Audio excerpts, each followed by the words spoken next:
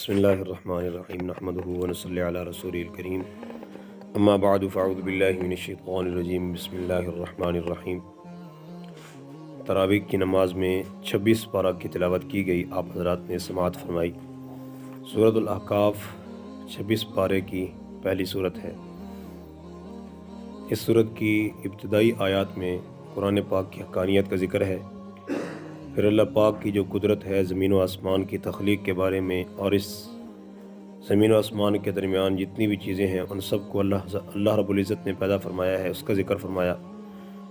اور پھر مشرکین کو اس بات کی طرف متوجہ کیا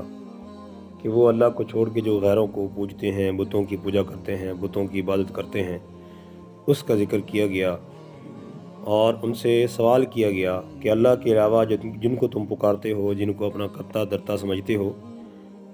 کیا ہمیں بتا سکتے ہو، کیا مجھے بتا سکتے ہو کہ جو کچھ زمین میں ہے وہ انہوں نے پیدا کیا ہے؟ زمین کے اندر جتنی اللہ کی مخلوقات موجود ہیں کیا انہوں نے اس کو پیدا کیا ہے، یا آسمان کی تخلیق کے اندر وہ اس بات کے اندر شریک ہیں؟ کیا تمہارے اس عمل پر تمہارے پاس کوئی دلیل موجود ہے؟ کیا سابقہ آسمانی کتابوں میں سے کوئی حکم تمہارے پاس پہنچا ہو تو ذرا وہ بھی دکھا دو۔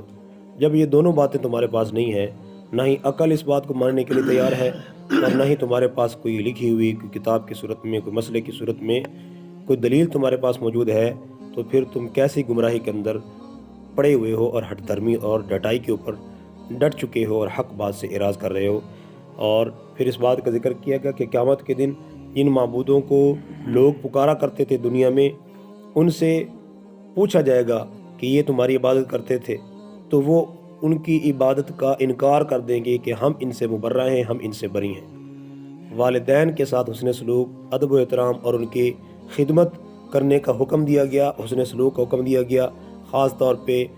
والدہ ماں کی جو مشقت ہوتی ہے اولاد کو پالنے میں، اس کا ذکر کیا گیا۔ قوم عاد کی تباہی کا ذکر کیا گیا۔ قوم عاد کو جو ہے بار بار حق کی دعوت دی گئی، حق بات ہود علیہ السلام نے ان کو جو ہے سنائی، لیکن انہوں نے ماننے سے انکار کیا، پھر ان پر اللہ کا عذاب آیا، اس بات کا ذکر ہوا۔ ان کے اوپر جو ہے سخت گرمی کا موسم پڑا، ایک دن انہوں نے دیکھا کہ ایک بادل آ رہا ہے، اب وہ بادل کو دیکھ کے بڑے خوش ہوئے، حقیقت میں وہ بادل رحمت نہیں تھا بلکہ اللہ کی جانب سے زحمت تھا، اللہ کا عذاب تھا۔ اب وہ سارے کے سارے خوش ہو کے باہر نکلے، تو وہ بادل ان کے اوپر جب آیا تو اس نے آگ برسانا شروع کر دی، اللہ نے تیز ہواؤں کو حکم دیا۔ یہ قوم عاد کے لوگ بڑے بڑے قد کے مالک تھے، بڑے بڑے جو ہے جسامت والے، تو ہوا نے، اللہ کی تیز ہوا نے ان لوگوں کو پٹک پٹک کے مارا۔ قرآن میں آتا ہے کہ یہ ایسے پڑے ہوئے تھے جیسے کھجور کے کھوکھلے تنے پڑے ہوتے ہیں، اس قدر اللہ پاک نے ان کی پکڑ کی۔ تو یہ واقعات بیان کر کے مشرکین مکہ کو ڈرایا گیا کہ تم قوم عاد سے زیادہ طاقتور نہیں ہو، اور جب اللہ ان کی پکڑ کر سکتا ہے تو تمہارے اوپر عذاب لانا بھی اللہ کے لیے مشکل نہیں ہے۔ قیامت تک آنے والے نافرمان طبقے کے لیے بھی یہ ڈر اور خوف کا ذریعہ ہے کہ جب اللہ پاک ان سابقہ مضبوط قوموں کو اس طرح تباہ و برباد کر سکتا ہے تو تمہاری تباہی کرنا بھی اللہ کے ہاں کوئی مشکل بات نہیں ہے۔ اس کے بعد سورہ محمد ہے۔ سورہ محمد، اس میں نبی کریم صلی اللہ علیہ وسلم کا نام ذکر آیا ہے، اس مناسبت سے اس کو سورۃ محمد کا نام دیا گیا۔ اس میں جہاد کے احکام کا ذکر ہے۔ ابتدائی آیات میں دو گروہوں کا ذکر کیا گیا، ایک وہ گروہ ہے جو حق پر چلنے والا ہے، اور ایک وہ گروہ ہے جو باطل پر چلنے والا ہے۔ اب جب یہ دونوں اس طرح کے گروہ ہوں گے تو ان کے آپس میں جو ہے اختلاف بھی ہوں گے، آپس میں مارکا جو ہے اختلاف کا، لڑائی کا، جنگ کا مارکا بھی جو ہے آئے گا، پیش آئے گا۔ تو اس کے احکام ذکر کیے گئے۔ ایمان والوں کو حکم دیا گیا کہ جب کفار سے تمہاری جنگ ہو تو ان کی گردنیں خوب اڑاؤ، اور جو بچ جائیں ان کو قیدی بنا لو۔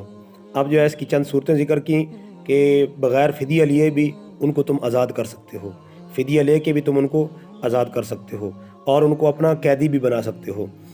اسلام سے پہلے غلاموں کو بڑا بدتر سمجھتے تھے، تو اسلام نے اس چیز کو آ کر ختم کیا، غلاموں کو آزاد کرنے کا اسلام نے حکم دیا۔ اور جو ہے یعنی کتنے ایسے گناہ ہیں جو جنہوں میں کفارے کے طور پہ اسلام نے حکم دیا کہ غلام آزاد کیا جائے۔ اور صحابہ کرام کے عمل کو دیکھا جائے تو بعض صحابہ کے بارے میں آتا ہے کہ انہوں نے ہزاروں غلام جو ہے آزاد کیے۔ منافقین کا ذکر ہے جو ہے اسلام کے خلاف سازش کرنے کے اندر سرگرم رہتے تھے، اور جب ان کو جہاد کا حکم دیا جاتا تھا، جو ایمان والے ہوتے تھے وہ جہاد کا حکم سن کے خوش ہو جاتے تھے اور اللہ کے حکم کو پورا کرنے کے لیے جو ہے خوشی کا اظہار کرتے تھے، لیکن جن کے دل کے اندر نفاق تھا، دل کے اندر مرض تھا، دل کے اندر نفاق کی بیماری تھی، کفر تھا، وہ جو ہی جہاد کا نام سنتے تو ان کو موت پڑ جاتی تھی، گویا یہ مرنے کے قریب ہیں، یعنی ایسی حالت ان پر ہو جایا کرتی تھی، کیونکہ دل کے اندر اسلام تو تھا نہیں، اس لیے کیونکہ جب اسلام کی عظمت نہیں ہوگی تو پھر اللہ تعالیٰ کی جو ہے عظمت ان کے دل میں کیسے آ سکتی ہے، اس لیے وہ اس سے گھبرایا کرتے تھے۔ اس کے بعد سورۃ الفتح ہے، اس میں فتح مبین جو جس صلح حدیبیہ کا جس کو فتح مبین قرار دیا گیا، اس مناسبت سے اس کو سورۃ الفتح قرار دیا گیا۔ اس کا جو پس منظر مختصر وہ کہ اللہ کے نبی صلی اللہ علیہ وسلم نے خواب میں دیکھا کہ آپ عمرہ فرما رہے ہیں صحابہ کرام کے ساتھ۔ اللہ کے نبی صلی اللہ علیہ وسلم جو ہے خواب، کیونکہ اللہ کے نبی کا وحی ہوا کرتا ہے، آپ صلی اللہ علیہ وسلم 1500 صحابہ کا جو ہے 1500 صحابہ کی جماعت لے کے مکہ کی طرف روانہ ہو گئے عمرہ کی نیت سے۔ اب جب قریب پہنچے تو آپ صلی اللہ علیہ وسلم کو اطلاع ملی کہ مکہ کے لوگ تو آپ سے جنگ کرنے کے لیے تیار ہیں۔ آپ صلی اللہ علیہ وسلم نے حدیبیہ کے مقام پر پڑاؤ ڈالا اور عثمان رضی اللہ تعالی عنہ کو قاصد بنا کے بھیجا کہ مکہ والوں سے بات کر کے آؤ کہ ہم لڑنے کی نیت سے نہیں آئے، جنگ کی نیت سے نہیں آئے، ہم تو عمرہ کرنے کی نیت سے آئے ہیں، اللہ کے گھر کی زیارت کی نیت سے آئے ہیں، لہذا ہمارا راستہ مت روکو، ہمارا کوئی اور ارادہ جنگ کا نہیں ہے۔ پھر اسی اسنا میں حضرت عثمان رضی اللہ عنہ کی شہادت کی ایک افواہ پھیل گئی، تو آپ صلی اللہ علیہ وسلم نے اس موقع پہ صحابہ کرام سے بیعت لی کہ ہم عثمان کے خون کا بدلہ لیے بغیر واپس نہیں جائیں گے۔ تو 1500 صحابہ نے درخت کے نیچے بیٹھ کے اللہ کے نبی صلی اللہ علیہ وسلم کے ہاتھ میں ہاتھ دے کے اس بات کا عہد کیا تھا کہ یا رسول اللہ ہم اپنی جان دے دیں گے، جب تک ہمارے جسم میں جان ہے اس وقت تک ہم حضرت عثمان رضی اللہ عنہ کا بدلہ لیے یہاں سے واپس نہیں جائیں گے۔ تو اس جو ہے بیعت رضوان کا ذکر ہے اس میں۔ پھر اللہ پاک نے ان صحابہ کے اس عمل کا جو ہے اس کی تعریف فرمائی، صحابہ کے عمل کی تعریف فرمائی کہ صحابہ نے کس قدر جو ہے جرت سے اللہ کے نبی صلی اللہ علیہ وسلم کے حکم کی پابندی کرتے ہوئے اپنا ہاتھ اللہ کے نبی صلی اللہ علیہ وسلم کے ہاتھ میں دے دیا۔ اللہ پاک نے خوش ہو کے فرمایا کہ میرا اللہ کا دست قدرت بھی ان ہاتھوں کے اندر شامل ہے، ما یلیق بشانی، جیسے اللہ کی شان ہے۔ پھر اللہ پاک نے اس درخت کے نیچے بیٹھ کے جس صحابہ نے موت پر بیعت کی تھی، بیعت علی الجہاد کی تھی، ان کے ساتھ رضی اللہ عنہم ورضوا عنہ کا ان کو لقب دیا اور اپنی رضا کا اعلان ان کے لیے فرمایا۔ پھر اس کے آخر کے اندر اللہ پاک نے چند باتیں ارشاد فرمائیں جس میں اسلام کے غالب ہونے کا ذکر کیا گیا کہ یہ اسلام تمام دینوں پر غالب آ کے رہے گا۔ پھر آپ صلی اللہ علیہ وسلم کے صحابہ کی تعریف ہے کہ آپ صلی اللہ علیہ وسلم کے صحابہ جو ہے آپ صلی اللہ علیہ وسلم کے صحابہ کی یہ صفت ہے کہ وہ کفار کے خلاف جب صف آرا ہوتے ہیں تو نہایت سخت ہوتے ہیں اور آپس میں ان کے دلوں کے اندر رحم دلی سے آپس کے معاملات طے کرتے ہیں، رحم دلی سے پیش آتے ہیں، نماز کا قیام کرتے ہیں، اللہ کی رضا کو حاصل کرنے کی جستجو میں لگے رہتے ہیں اور نیک اعمال کی اثرات ان کے چہروں سے نظر آتے ہیں، نماز سے سجدے کے اثرات ان کے چہروں سے نظر آتے ہیں۔ یہ وہ عظیم ہستیاں ہیں جن کی مثالیں اللہ نے صرف اس قرآن میں نہیں بلکہ پہلی کتابیں تورات انجیل کے اندر بھی بیان کر دی ہیں، تو اس بات کا ذکر فرمایا۔ اس کے بعد سورۃ الحجرات ہے، حجرات حجرتن کی جمع ہے، حجرہ کمرے کو کہتے ہیں عربی میں۔ تو اس میں جو ہے ان چند دیہاتیوں کا ذکر ہے جو اللہ کے نبی صلی اللہ علیہ وسلم سے ملاقات کرنے کے لیے آتے تو باہر دروازے سے گھروں کے باہر کھڑے ہو کے آپ صلی اللہ علیہ وسلم کا نام پکار کے آوازیں دیا کرتے تھے۔ تو اللہ کے نبی صلی اللہ علیہ وسلم کا ادب سکھایا گیا اس صورت میں کہ اللہ کے نبی صلی اللہ علیہ وسلم کو اس طرح نہ پکارا کرو، اللہ کے نبی صلی اللہ علیہ وسلم کا گھر سے نکلنے کا انتظار کیا کرو، یوں جاہلوں کی طرح پکارنا یہ خلاف ادب ہے۔ تو اللہ کا ادب اور اللہ کے رسول صلی اللہ علیہ وسلم کا ادب سکھایا گیا کہ جب تک اللہ اور اللہ کے رسول کا فیصلہ نہ آ جائے کسی کو بھی بولنے کی اجازت نہیں ہے، اور نبی کریم صلی اللہ علیہ وسلم کے سامنے آواز کو پست رکھنے کا حکم دیا گیا کہ جب آپ صلی اللہ علیہ وسلم سے بات کی جائے تو آواز کو پست رکھا جائے۔ اور پھر اللہ پاک نے جو ہے خواہ مخواہ کی افواہوں اور اڑتی ہوئی باتوں پر عمل پیرا ہونے سے منع کیا کہ بغیر کسی بات کی تحقیق کیے جو ہے خواہ مخواہ سنی سنائی باتوں پر عمل مت کیا کرو، اس سے بڑے ہی نقصان ہوتے ہیں۔ پھر صحابہ کے ایمان کی گواہی اللہ پاک نے دی کہ ان کے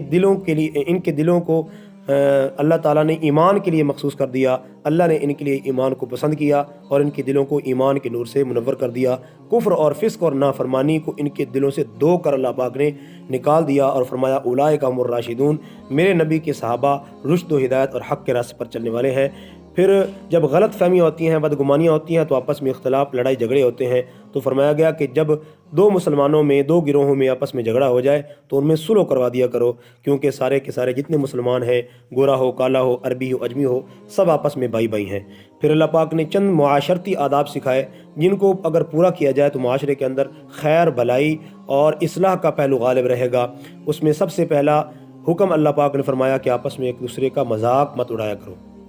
مذاق کسی کا اڑانا اس وقت ہوتا ہے جب اگلے بندے کو حقیر سمجھا جائے، حقارت کی نظر سے دیکھا جائے، تو اللہ پاک نے فرمایا کہ اس طرح مذاق اڑانا تمہارے لیے اس کی اجازت نہیں ہے، کیونکہ ہو سکتا ہے کہ وہ جس کا تم مذاق اڑا رہے ہو اللہ کی نظر میں وہ تم سے بہتر ہو، لہذا کبھی بھی ایسی حرکت مت کرو۔ اسی طرح جو ہے